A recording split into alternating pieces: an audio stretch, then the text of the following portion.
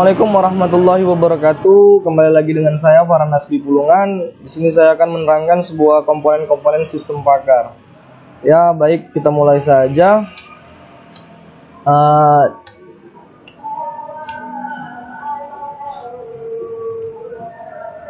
Apa itu sistem pakar? Sistem pakar suatu program komputer yang dirancang untuk mengambil keputusan seperti keputusan yang diambil oleh seorang atau beberapa orang pakar. Sistem pakar juga disusun oleh 3 modul utama.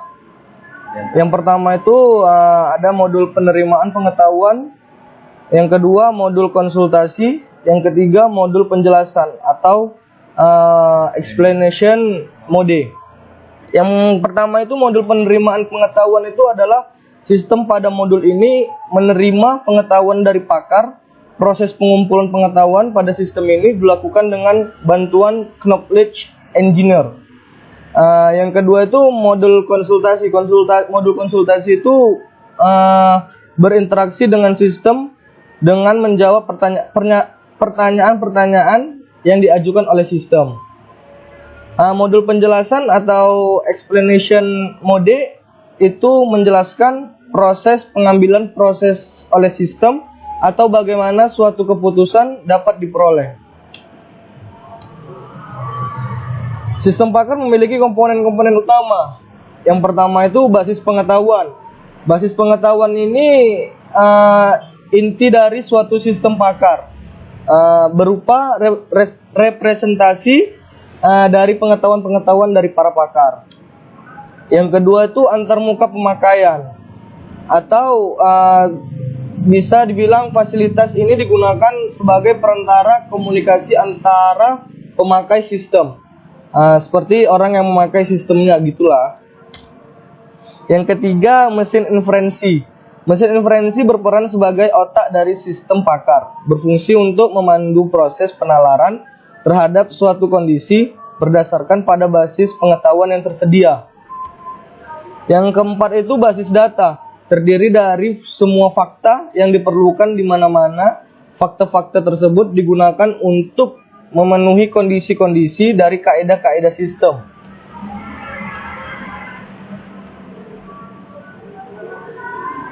Basis pengetahuan juga tersusun atas fakta dan kaidah. Apa itu fakta dan kaidah? Fakta adalah informasi tentang objek, peristiwa, atau situasi.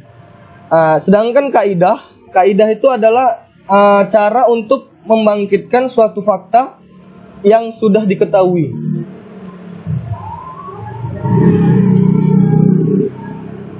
Menurut John Rand, tahun 1986 dalam Utami 2002, basis pengetahuan merupakan representasi dari seorang pakar yang kemudian dapat dimasukkan ke dalam bahasa pemrograman khusus untuk kecerdasan buatan. Di dalam mesin inference terjadi proses untuk memanipulasi dan mengarahkan kaidah model dan fakta yang disimpan dalam basis pengetahuan dalam rangka mencapai solusi atau kesimpulan. Dalam prosesnya, mesin inferensi menggunakan strategi penalaran dan strategi pengendalian.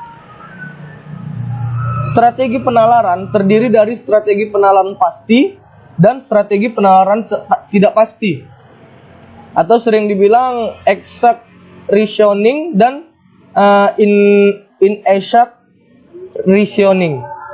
Exact reasoning akan dilakukan jika semua data yang dibutuhkan untuk menarik suatu kesimpulan, sedangkan inexact reasoning dilakukan pada keadaan sebaliknya. Strategi pengendalian berfungsi sebagai panduan arah dalam melakukan proses penalaran. Terdapat 3 teknik pengendalian yang sering digunakan, yaitu forward chaining, backward chaining, and gabungan dari kedua teknik pengendalian tersebut.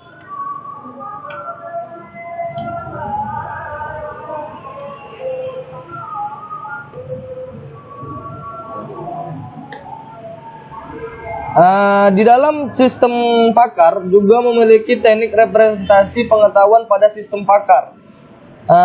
Representasi pengetahuan itu adalah suatu teknik untuk mempresentasikan basis pengetahuan yang diperoleh ke dalam suatu skema atau diagram sehingga dapat diketahui keterhubungan antara suatu data dengan data yang lain. Teknik ini membantu knowledge engineer dalam memahami struktur pengetahuan yang akan dibuat sistem pakar. Terdapat beberapa teknik representasi yang biasa digunakan dalam pengembangan suatu sistem pakar. Yang pertama itu kaidah produksi. Pengetahuan di kaidah produksi ini dipresentasikan dalam suatu bentuk fakta atau aturan. Bentuk representasi ini terdiri atas premis dan kesimpulan. Dalam penggunaan kaidah produksi sering digunakan if atau then. Contohnya if G01 and G02 then P01 atau di bahasa Indonesia kan if G01 and G02 then PO1. Yang kedua tuh frame based knowledge. Yang kedua tuh frame based knowledge. Apa itu? Pengetahuan yang dipresentasikan dalam suatu bentuk hierarki atau jaringan frame. Logik yang keempat itu ada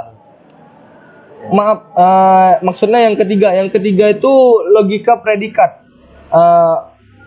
Apa itu logika predikat? Pengetahuan yang dipresentasikan sebagai hubungan objek dan predikat. Oke teman-teman, sampai sini saja presentasi saya. Kalau ada salah-salah kata, saya mohon maaf. Saya akhiri dengan wabillahi taufik wal hidayah. Wassalamualaikum warahmatullahi wabarakatuh.